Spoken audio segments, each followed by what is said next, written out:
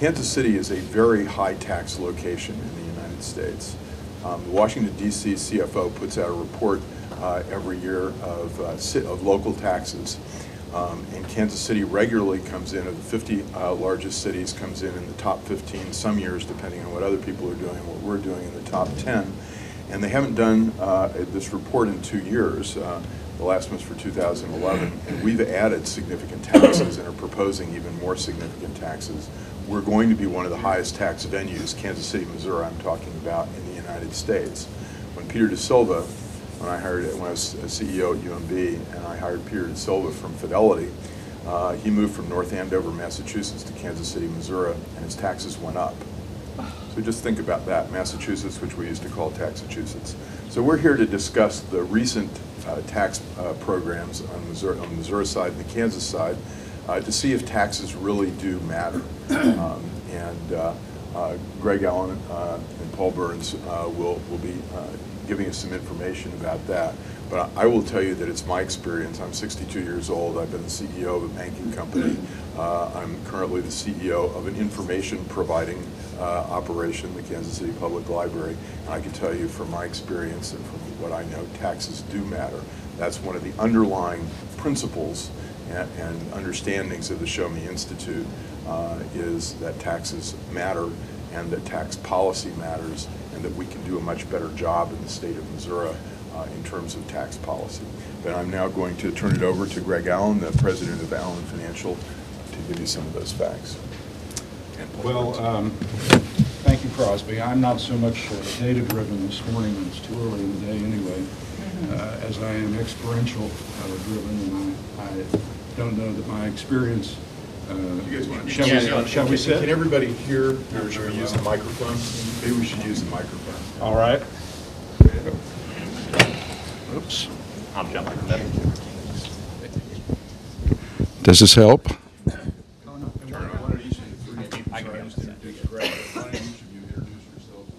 Okay. Well, I don't know that my experience is unique in the room, but it may be illustrative. My wife and I have lived in central Kansas City in Jackson County, Missouri, for almost 40 years, and my business, which is a small business, has been here for over 30 years. And so we've had considerable experience with the cost of being here. And we've watched many thousands of other people and businesses make these decisions all the time. I mean, this is a commonplace. I was amazed to read recently that, oh my goodness, these people have the audacity to sit down and talk about these things. And of course, the tax and spend crowd would love it if we never did. But you know, this is a commonplace. People have been making these decisions since there was a city here worthy of thinking about. And obviously, a lot of people have reached the conclusion that, and not only the Kansas side is attractive, but Lee Summit, Blue Springs, and Liberty, and communities all around the metro have grown. Kansas City, north of the river, has grown.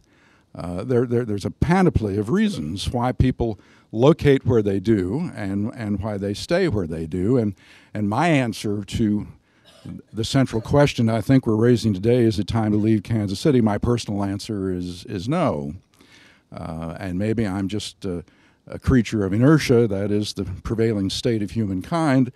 But my answer is no. There are a variety of reasons we go where we go and stay where we stay. But also, I am not a zombie, and I'm thinking about these things all the time, as I think most thinking people do. And I have seen the public cost of being here expand tremendously over the years.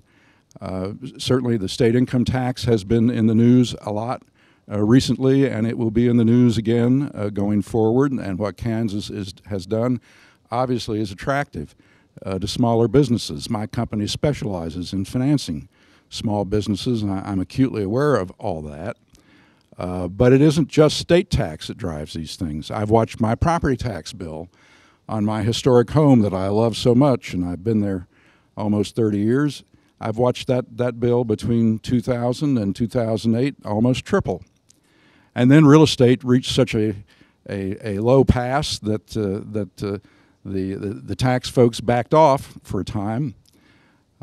We had something of a taxpayer revolt in Jackson County going on this spring as a result of so-called reassessment. And we learned, and at least I was satisfied to see what I had suspected for years, that we have spot assessment going on in Jackson County. Best case and worst case is it's just utterly dysfunctional.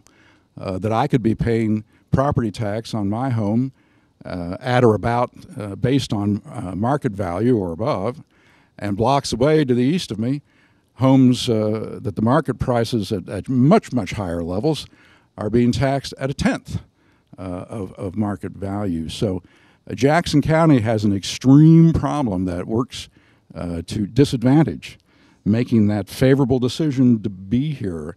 It's going to be a big issue going forward. The county is not getting the job done, and it's costing some of us a lot of money.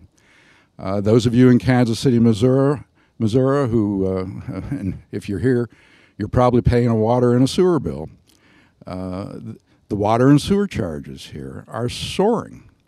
If I were a business heavily dependent upon those services, I'd be thinking twice about locating here and staying here. These are big, big public costs being here, and it is natural and human and most unzombie-like that we look at other venues and say, hey, that's a better deal, because the other side of this coin is what quality public services are you buying for these very high costs? And I'm sorry to say, though I am very willing and content to remain in Kansas City and Jackson County, Missouri for now, I'm sorry to say that the quality of services are at best debatable. And of course, you know the sorry history of our public school district all these many decades now. When I was a brand new lawyer in the late 70s in this city, the litigation broke out over the Kansas City, Missouri school district, and it went on forever and ever. And I raised two kids in the city who went to private school. We were fortunate we could do that. But that has been a huge problem being here, a huge gap in public services, and it goes on and on. The streets aren't plowed in the winter, and I'm not going to get into the detailed litany because I don't want to discourage people from making that positive decision, and I'll relate an anecdote and I'll be done. A member of my family is part of the management group of a dynamic young company growing rapidly. And there's some good news here. They just moved from Kansas to the Crossroads. And they're probably going to have 250 people on their payroll within the next year. And they elected to come here. I'm sure they had some incentives to come here, but what attracted them here, I believe, more than anything, was a terrific package on some great office space. And so the good news is the market works. And there are some cost advantages that arise being here, and in this case it's kind of a cultural thing too, because they have younger people on the payroll. They want to be in the city, although most of them live in suburban Kansas. The family member I alluded to just bought a beautiful house in Hyde Park and is very pleased about that, and real estate can be a real attraction in this part of the city. I'm 5 minutes from everything that really matters to me, and I could walk to work if I bothered. So there are obvious advantages to being here, but we must be far more acutely aware going forward of the expanding public costs of being here. I bought apparel in the Crossroads recently, 11% sales tax. I said, my Lord, since when do we have 11% sales tax? Just pennies shy of that. And they said, well, we're in the geography that's paying for the streetcar line. And so they're now collecting almost 11% sales tax from their clients. That's all I have to say about it this morning. I'll pass the microphone on.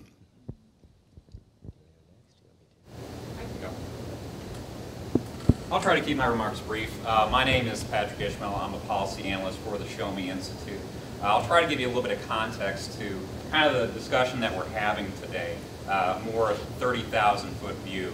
But real briefly, the Show Me Institute, we're a free market think tank. And I think oftentimes it's easy for us to forget or not pay close enough attention to making sure that we are talking about exactly what we mean when we talk about free markets. I mean, we talk about it academically all the time. Aggregations of knowledge, efficiencies, all that. But when we talk about believing in the free market, what we're really saying is that we believe in people. We believe in people to make their own position in life better, to make their families better off, their communities, their cities, this state, this country, and this world better off. And I think the course of human history kind of demonstrates that. When you look at the growth that we've seen over the last 100 years, it's the free market. It's allowing people to make the best out of their limited resources that really drives that. And so I just want to get that out front. When we talk about free market solutions, we're talking about people-powered solutions, people-centric solutions, solutions that aren't about driving an economy with government intervention. It's by driving an economy with individual innovation. I think that's the distinction that needs to be made here. And particularly in this region, I think one of the big issues that we're dealing with is we have a lot of states around us that are very pro-growth. They're enacting a lot of pro-growth policies. High among them is reducing or eliminating income taxes. And that's important for a variety of reasons. Let me ask a quick question. How many people here have a savings account? An investment account? People with background in finance or accounting? Okay. So y'all are pretty familiar with the idea, if not explicitly, but implicitly, with the effect of compounding interest. Okay. The idea being that if you can get money invested further and further into the past, that you're going to end up making more money over time. Okay, so you have your principal, your interest on the principal and interest. It grows. So if you're deterred from making those investments early, your growth suffers over time. If I put $1 into a savings account 30 years ago, that's going to be more powerful than if I put it in 15 years ago, generally speaking. The same with when we deal with income. If you have an income tax, by its very nature, it takes money out of that earliest part of the process. And so I'll put it in terms of like a business. Let's say I have a business and I have an identical business in another state. The other state has an income tax. My state does not have an income tax. I have 9 machines producing widgets. Sorry if I'm making this really complicated, but I have 9 machines in my business, so does he. And at the end of the year, I take my income, and I don't have a tax. The other guy does. I can take the money that I'm not paying in a tax, that I'm not paying to the government, and I can reinvest that into my own company. I could possibly buy a new machine, which makes more widgets. So then I have 10 machines making widgets. I get income on that. I don't have to pay a tax, and then I can add another machine. Gentleman on the other side of the state is paying an income tax up front.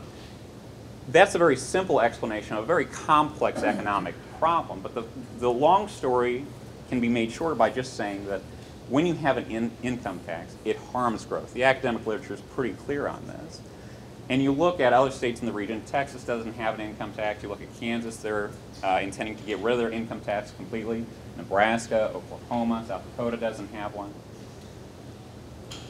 You don't have to necessarily worry about Kansas, although I think that we ought to, given their taxing environment. But we need to be conscious of the other states around us and the larger economic environment where people are being empowered with more of their money to invest in themselves and their families. In Kansas, what they've done is they've reduced their income tax to 4.9%. That's going to go down to 3.9% by 2018. And they aren't taxing non-wage pass-through income going forward. And to give you kind of a contrast, here in the state of Missouri, we have a 6% top marginal rate on our income tax. In Kansas City, we have a 1% earnings tax basically on top of that, so essentially 7%. And you contrast to where Kansas is on just strictly their income tax, and then you look at the fact that the pass-through taxation is essentially 0.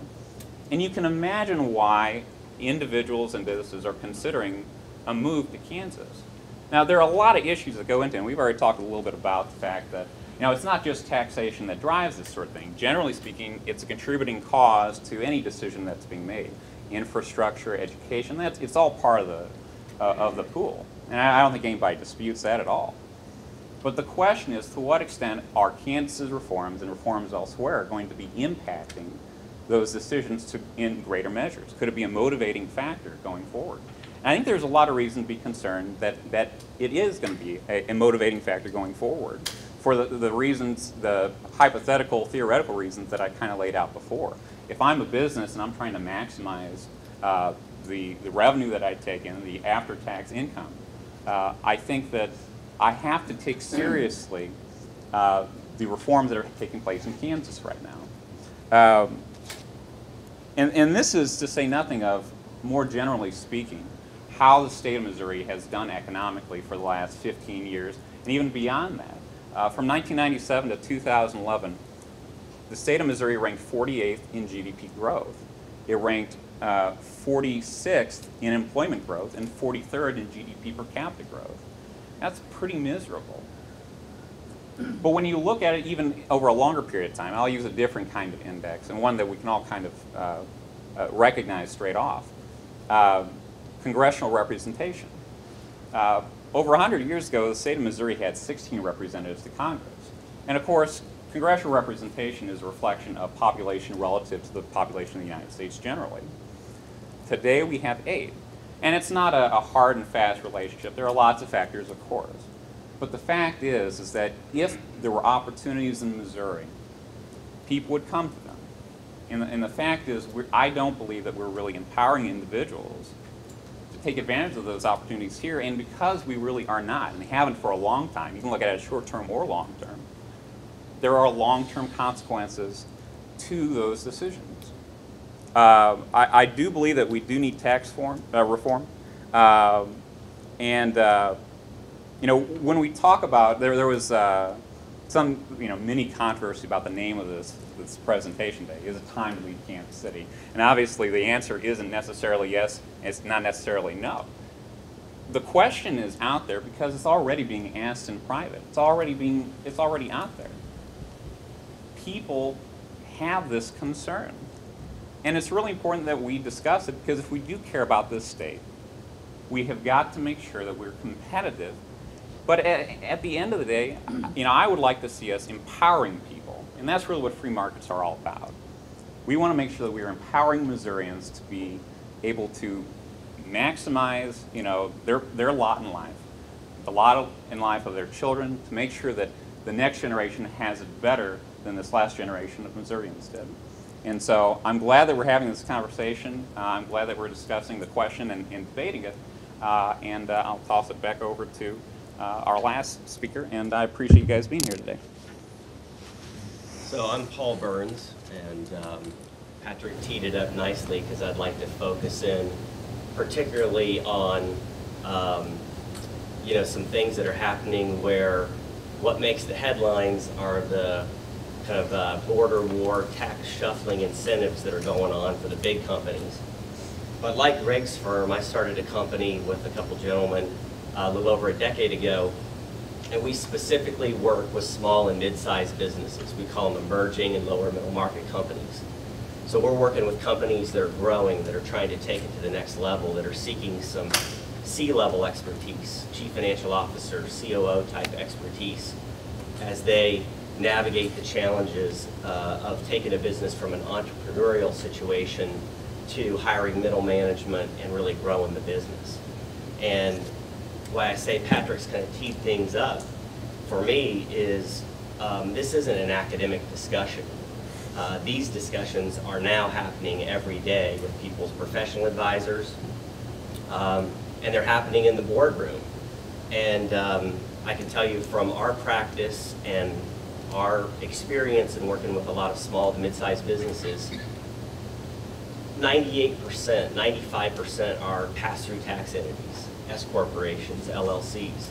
So these are entities that have a huge opportunity to benefit from what Kansas has passed, which is 0%, no taxes on profits that flow through to the owners. And I think we know from a lot of recent political discussions in the last presidential campaign that this is where the jobs are created, the small businesses. And so my kind of core message today to everybody is, again, this isn't an esoteric academic discussion. You get on the phone now with your tax advisor or your legal counsel, you're looking to form a new investment entity or make an investment somewhere, and you're in this town, the question is, well, is it in Kansas? Can you form your investment entity in Kansas? Can you form your LLC in Kansas? And it's a huge kind of gift that gives back for owners, as Patrick said, that they can continue to reinvest and have more capital to invest in their business. Just to give you a few examples of things that we've seen already in this new world, and again, I think this is contrary to early reports you have, especially from kind of economic development people, that this isn't happening or this doesn't matter. I'll give you just a few stories. We have a client who, the majority owner is a Missouri grad, a very proud Missouri grad, and in consideration with talking to their advisors, they were looking to move their business from Overland Park to Kansas City, Missouri, right as the Kansas law changes were happening. And it didn't take too many conversations, even though this gentleman wanted to move his business and his 75 employees from the Kansas to the Missouri side. It didn't take long to kill that deal, and so now that building that he was going to buy is still for sale on the Missouri side, and he was growing and continues to grow and needed more space, so he moved a little further west, a little deeper into Overland Park. You know, we're seeing situations where investment scenarios where significant tax dollars can be generated, where companies are forming those investments out of the state of Kansas instead of Missouri. And again, one of my partners always says Kansas City's the great petri dish, because you take a right turn off the exit ramp instead of a left turn. So these things are happening today, they're happening now. I can tell you another story where a client of ours, their lease was coming due, and it's not coming due yet, but they're in Kansas City, Missouri. And so what becomes a topic at the board meeting? Should we move to the Kansas side? And that's an open question right now. So I think my main thing that I want to get across is this thing's on. People are talking about it. Advisors are advising relative to these issues, and you know, decisions are going to continue to be made, and it's early, so it's hard to point to a lot of data. You've got to have some time to have some trends, but decisions are starting to be made on a daily basis as impacted by, in particular, the changes in Kansas. Okay. We're open to take questions if you like, and I'll start off. Paul, maybe you can address this, or Patrick, Greg, anyone. When people make a consideration to stay or to go, what are the things that keep them in Missouri? Well, again, I'm citing my own experience. You know, I'm within 5 minutes of virtually everything of interest to me. I enjoy great proximity to the major attractions of this metropolitan area. I live in a beautiful turn to the 20th century neighborhood that is very healthy, and a lot of reinvestment has occurred there. And I'm a historic preservationist, one of my causes. So I love to be in that part of the city, Midtown, where the heart and soul of the area are the scenic and historic assets, as I like to refer to them, that make for a wonderful living environment. I can walk to Westport if I care to do so. So there are reasons of proximity. There are reasons there are culturally based reasons to be here. Really, I still enjoy being in the heart of the city, and it would be difficult for me to relocate. But again, you have to look at the cost of being here. And when my wife and I, who are now empty nesters, live in this big old house, and it costs us $1,000 a month just to pay taxes and utilities, and another $1,000 a month to pay other base expenses and insurance. That's really, really expensive living for two people. And so we have to examine that. And my business is a flow-through entity. Don't have to be in Missouri, just as easily be in Kansas. So, you know, those are things that we look at and will continue to do so. Yeah, I think there is, you know, incredible charm to the neighborhoods. You talk to people who maybe have lived in Brookside or South Plaza area, or pick any of these great locations with historic homes, and maybe they move over to the Kansas side and they lament, you know, and miss their old homes. But, you know, this game has changed significantly now. I think from a perspective more of, again, our firm works almost exclusively with companies that are really trying to grow, really are aggressively growing. They're literally working with us because they're trying to take it to the next level. And that's too much capital. It's too much to leave on the table. You know, 6%. And we talk about a 1% earnings tax in the city, and we know how much that's driven the growth of Overland Park and Corporate Woods over the last 30-some years. But it's just become a big issue that people are talking about every day because, again, the headline grabbing piece might be, you know, the Tevas that get the incentive package from the state of Kansas to move. But now it's such a big enough issue, a 6%, you know, putting an extra 6% in your pocket or being able to reinvest it in your business when it's hard to attract capital as a small and growing business. Now it's on the table for everybody. You don't have to be a big company. You don't have to have a big incentive package out there. You know, Governor Brownback already delivered that. And I would just add, I took a flight from Kansas City to Denver, and I was seated next to a gentleman who has a small business in downtown Kansas City, and you know, it just happened that we were talking about, you know, what we did respectively. And he was telling me, yeah, I wasn't originally in Kansas City. I'm from Kansas City, but I moved out of Kansas City for about 25 years, worked for the FBI, but came back. And I came back to Kansas City and set my office there because I really love Kansas City. And he said, but after Kansas changed their taxes, he went to the city and asked, well, what can you do for me? And the city basically said, can't really do anything for you. The beauty of just cutting taxes is that you really don't have to pick and choose winners and losers. You don't need to wheel and deal some economic development package. Everybody wins. Everybody is... the government oftentimes talks about special investments in this sector and this sector.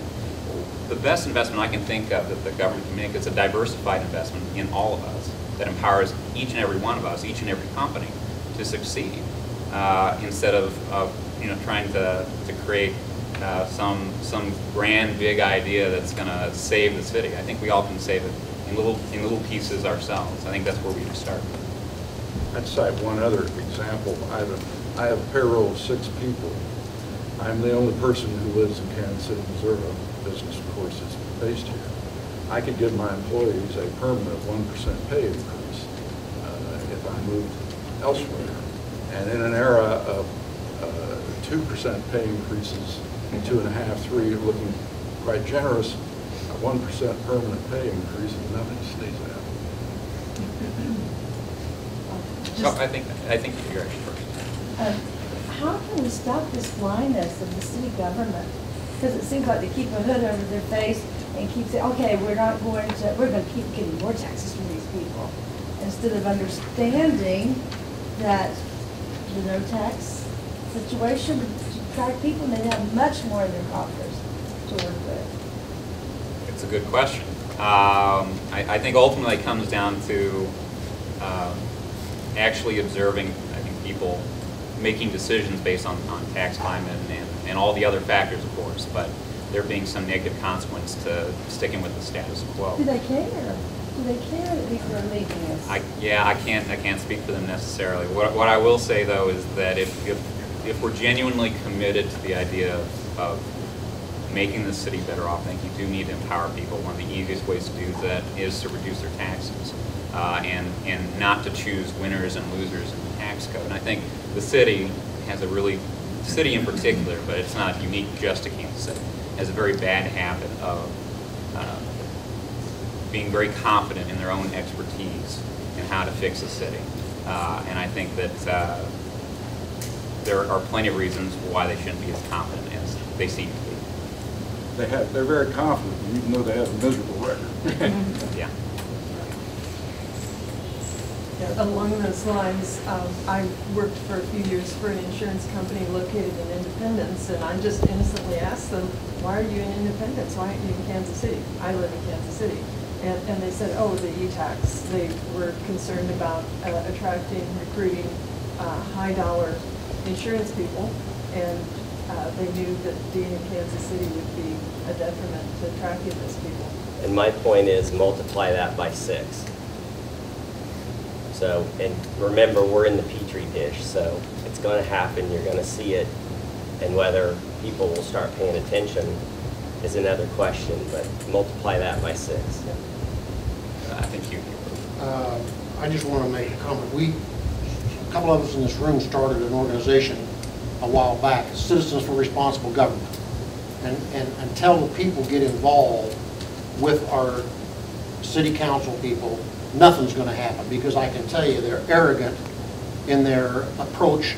Not all of them. Some of them, most of them are arrogant in their approach to the average citizen. They don't get involved in issues that I think they should get involved with. We started with the Save KCI project, Friends of Kansas KCI. Got a lot of attention in that. We're still working it. We're operating a petition to try to get it on the ballot so that people can vote for it before they do anything at the airport. We've got about, we're getting close to 3,000 signatures. We need about 3,700 to get that done. I also know for a fact that there's a push going on. You mentioned the water deal. And you know, the state auditor tried to audit the Kansas City, Missouri Water Department, and the mayor wouldn't let him do it. So now he is going to make an attempt to get that done. I talked to him Saturday, and he told me there's a move afoot in Kansas City. It's probably going to cost about $30,000 to $50,000 to get the signatures. He needs 10,000 signatures on the petition so that he can come in and audit our water department. Right. I think that's would be money well spent. Is there a question that you have with regard to like that issue? Like, is it community engagement that is exactly? That's what my point is. Until the public gets involved in what's going on with the officials that are running, that are making these decisions, nothing's going to change. The taxpayers oddly have no spokesman. There is no organization that is exclusively and devotedly focused on burdens on the taxpayer and ramifications, the displacement effects of these high public costs that we're talking about, debatable services that those high costs are buying. There is not a taxpayer's league here. I don't get it. And investigative journalism ain't getting the job done either. It's a pity, really. I think it's interesting that oftentimes when we see new sales taxes proposed or new taxes proposed, you end up seeing, you know, one particular interest group funding it. So whether it's research or whether it's rail or whatever, oftentimes the cost of you wanting to oppose this really large project is awfully high for the benefit that you would derive from being successful. But if you're an interest group that has a lot to gain by, say, you know, a health research tax, the cost of advertising that campaign is relatively low compared to what the benefit that you would derive. I think oftentimes it's just very difficult to get those incentives lined up, and unfortunately in Kansas City, what you see is tax upon tax, layered upon, you know, time after time, oftentimes driven by interest groups or very, very small groups of folks that end up immediately benefiting from it, when in the aggregate, most people probably wouldn't necessarily want the project. What it is, it's focused benefits and diffuse costs, and very self-interested. Well, people, and we've debated this many times in light rail. I've been involved in those campaigns over the years, and I tend to refer to the transit people as the transitarian. I mean, they are dying to raise that kind of money because they make more money, they spend more money building and operating light rail systems than any other form of transit. And yet it is demonstrably clear that about the worst possible solution for our public transportation needs in a widely dispersed city like Kansas City is trains in a slot. they will never ever be ubiquitous enough to solve the public transportation problems of this city, but they cost like, I mean, I can't even come up with an analogy, that it's the most expensive way to transport people we know of. My name is Terrence Nash, and I've been a long-time neighborhood activist, and I really appreciate you coming out and being part of the discussion, because as long as I've been involved with these tax issues, anybody that's been opposed to them is dismissed as a gadfly or a naysayer, and the establishment has always demonized people that analyze the issue. And I mean, it goes to the Kansas City Star, the public TV. Public TV would not allow us on TV 3 weeks before the Jackson County vote. They had David Glass, Lamar Hunt, and Catherine Shields. This was public TV. That's how the city works. So I really appreciate that we now have some people that cannot be dismissed as gadflies. Thank you. Thank you. I moved to Kansas City 3 years ago from St. Louis to work for a nonprofit as a Kansas City regional director, and we always say you have to be in St. Louis. Like we were a Missouri-based organization. You have to be in St. Louis. It's kind of we're the economic center. That's what's going on. You want to be in Springfield because it's up and coming. There are fights. You can have wins. You can have new fun stuff in Springfield. And then it's like, oh, I guess we should be in Kansas City too. So it's you know, it's the second largest. It's the largest city. It's the second largest metropolitan area. Like, oh yeah, people forget. You know, it's not terrible in Kansas City, but it's not, you know, great and exciting and there's much stuff going on, which is not true, of course. It's just the general consensus. And I feel like what Patrick asked wasn't answered in why do we stay? What are reasons people stay? Because it sounds like from a business perspective, all three of you say, don't, you should leave, that their only reason to stay in Kansas City is because it's cute and charming and it's historical. Well, why? If I'm somebody who wants to have my business here, who's willing to take the risk, what would you tell me as why am I here? Why do I stay? I think when you look at the tax side of it, everyone can make a pretty clear decision on their own based on the facts. But I think that the family connection, I think that just the familiarity is not something you can readily dismiss, and, or ought to be dismissed. There are a lot of factors that go into locating decisions. Taxes are a contributing factor, but not necessarily a motivating factor for why people leave.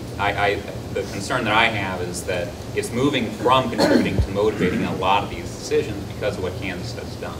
And not only because of what Kansas has done, but because of what Missouri and Kansas City are not doing, and that's reforming taxes in a similar way. And my point is that it's gone from being tolerable variance to it's on the table.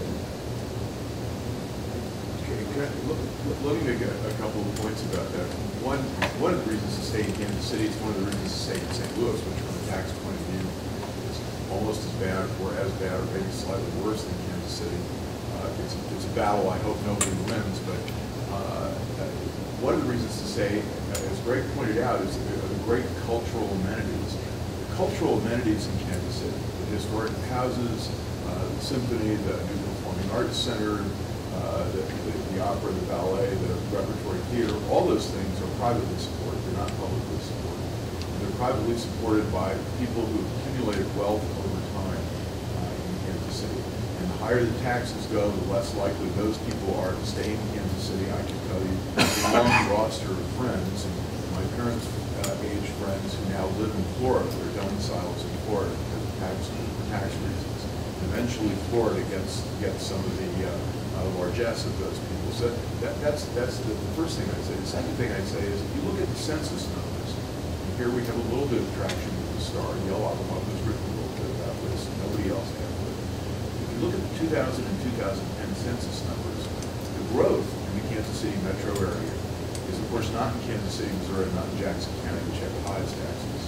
And it's also not in Johnson County, which has only 2% growth over the last decade, because they also have very high taxes until Brownback's tax lowerings. The growth in the metro area is, in fact, in Cass County and in the parts of Platte County and Clay County that are outside the Kansas City, Missouri city limits. The growth is in the low tax areas. So you can still stay in the Kansas City area and experience. You have to commute a little bit to get those cultural amenities, but you are, to Paul's last point, the tolerances are there, and the result of these tax policies is very clear. People have moved to Missouri-side suburbs, to Missouri state taxes were slightly lower than Kansas state taxes, and Missouri, the suburbs outside of Kansas City, Missouri have much lower taxes, no earnings tax, lower sales taxes, etc.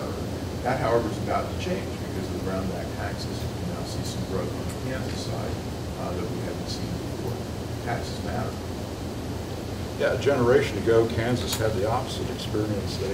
They raised the relative state income tax burden on higher income taxpayers, and a gentleman by the name of Harry Lloyd, who had a pass-through entity called the House of Lloyd, decided that he could no longer afford to live in Kansas. He moved to the Missouri side and started the development known as Lock Lloyd. And rather famous case. Kansas City, Missouri. Yeah, right. He didn't want to pay the taxes. Speaking of the pass-through notion, how do you discuss it as individuals and as citizens in ways that public, maybe a lot of the public has not experienced pass-through entities, and they have no trust or even understanding or appreciation of those tax structures. And so how can we discuss this in a way that will bring people who are not participating in that kind of a tax entity on board? Yeah, I think it's a mistake to get tripped up in that, because there's another form of taxation called sole proprietorships. There are many small businesses that are not LLCs, they aren't S corporations, they aren't pass-through entities. They file a Schedule C to their income tax return, and their business income is part of their personal tax return. And really, so many small businesses really do have to be considered as an extension of the house. It's like living above the store.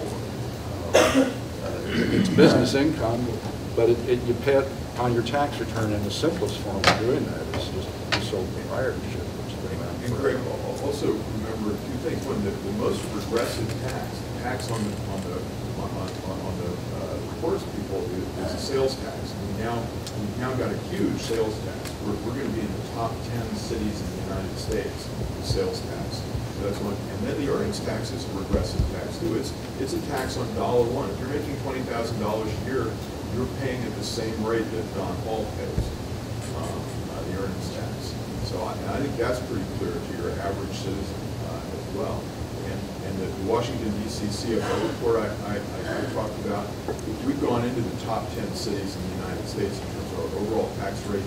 It's even worse for people making under $25,000 a year. We have one of the most regressive tax rates in the United States because we have one of the highest rates of sales tax in Kansas City, Missouri, plus the earnings tax, which is an earnings tax on $1. So if you're making $20,000 a year, you want to get out of Kansas City, Missouri. Well, I hope this helps relative to your question, and I alluded to this before, but as I recall from the last presidential campaign, and really both sides talked about it, what drives job creation and job growth in this country is small businesses. And so I appreciate what Greg's saying, and that's true. A lot of folks, as sole proprietors, that all flows through that way. But when you look at the small businesses that drive job growth, and that discussion has been out there now, so hopefully people can relate to that. The vast majority of those companies are pass-through tax entities. And again, that was in the dialogue a little bit in that 2012 presidential campaign. So I think you can generalize it a little bit more and help people understand that the businesses that are the kind of the backbone of and related to the entrepreneurial American spirit, I think, that drive the job growth. Those are the entities that have the most to gain, so to speak, by this big disparity now, certainly between Missouri and Kansas. And that's more capital that these companies can retain to train and educate and hire more people, or for the owners to have more profit and have more, breathing room within the business. Over on the table is a report. Patrick gave some numbers on growth in Missouri. It says passing through Missouri, left behind on taxes. On this discussion here, I think this table, the numbers he gave, is remarkable about Missouri's growth. And, we're just at the bottom in terms of the 50 states, in terms of these growth statistics. So I think the public discussion in Kansas City and statewide has got to be, this is the incredible shrinking state in terms of economic growth. The performance has just been terrible over the last decade. And so everyone ought to pick that up as they leave, and that needs to be part of the discussion. But, we hear from the other side, it's a low tax state. Yeah. And that ends the discussion, or does it? Missouri is a low tax state. I would disagree with that proposition. I don't believe that we're a low tax state. At best, we're a middling tax state, and I think in a lot of really destructive regards, we're a high tax state. We talk about the income tax, the earnings tax, particularly in the city. We talk about the sales taxes that just kind of stack up over time. And we're always hearing new and fresh ways of taxing us more for new projects that the government really shouldn't be involved in. You talk about property tax, you talk about fees. In practice, Missouri, whether it's you're just looking strictly at the rates or even at some of the studies that are out there, Tax Foundation looked at local and state sales taxes. I think we're 16th highest. We have one of the highest income taxes in the region, particularly after Kansas reduced their income taxes. I would dispute the idea that we are a low tax state, even though it is said a whole lot. I just don't think it's true. Sure. Where are the council members here today? Where's the Star? Where's the public television? Where's, pardon? And where are all these? Just woke Dave calling up. All right, Dave. Are you talking to yourselves? I mean, where are all these people? And if this message is the correct message, that needs to be the people you're talking to. And thank you, David Helling, for being here. Yeah, well, I think we've worked very hard to get into the public's eye in Kansas City over the last few years, and particularly in the last few months. It is something we've worked hard on. I think it is, Dave's here, of course, and I think others are also here or will be coming. It's a conversation that needs to be had, whether it's we're providing that side of the conversation or somebody else. We're happy to be a part of that other side of the conversation. Let me jump in here, if I may. We are very proud of ending these events at 8:30 sharp so that everybody has a chance to get to work. So I want to, we're not kicking you out, but I want to make sure that those that do have to leave have the opportunity. But let me follow up. The Show Me Institute opened an office here in Kansas City just a few months ago exactly to address that, because there has been a lack, I think, of a serious discussion about tax policy, about government policy here in Kansas City, and we want to champion that. So to that end, first of all, Mike alluded, we have a number of studies here. You're absolutely welcome to take some of these as you grab some donuts on your way out the door. Please do keep in contact with us. Invite us to speak to your neighborhood groups, your Rotary groups, your homeowners associations, because all these taxes affect you in various different ways, and sometimes people are paying taxes and they're not aware of how they're paying them or even where that money goes. So I also want to mention that John Pepitone of Fox 4 is here as well.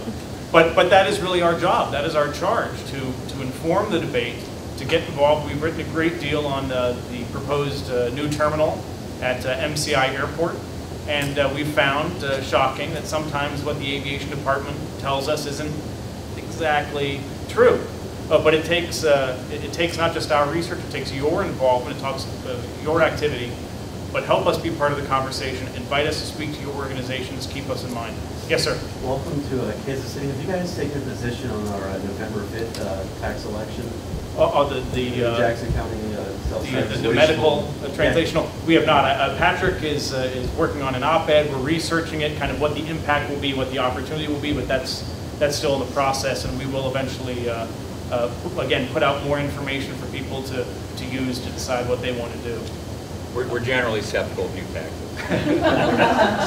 But again, thank you very much. You're welcome to stay and visit with these gentlemen and talk with one another, and please do help yourself to any of the treats we have and the publications. This is our first, so I'm very happy with turnout. Thank you for spending the morning with us, and we will have these probably quarterly going forward. So thank you again. Thank you guys.